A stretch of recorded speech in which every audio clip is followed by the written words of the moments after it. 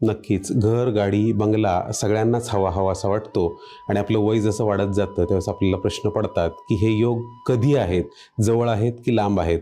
ही अशीच मेहनत आपण करत राहणार असं तुम्हाला शंका वाटू शकते. आता यांनीही आयुष्याच्या म्हणजे 40शी नंतर हा प्रश्न विचारला आपल्याला, की हे योग आहेत का माझे आणि ते कधी येतील? तर साहजिक आहे तुम्हाला 40शीत असं वाटणं, की हे योग लवकर आले पाहिजेत. तर तुमची जी लग्न राशी आहे ती आहे धनु आणि चंद्र राशी ही आहे धनु. म्हणजेच काय, तर लग्न आणि राशी ह्या दोन्हीसुद्धा धनु राशी आहेत. मूळ नक्षत्रातल्या 4थ्या चरणामधला तुमचा जन्म आहे. पत्रिकेतली जर ग्रहस्थिती बघितली तर लग्नस्थानामध्ये आपल्याला चंद्र, शुक्र आणि नेपच्यून हे ग्रह धनु राशीमध्ये विराजमान दिसत आहेत. जर आपण द्वितीय स्थान बघितलं तिथं मकर राशीमध्ये केतू हा ग्रह विराजमान आहे.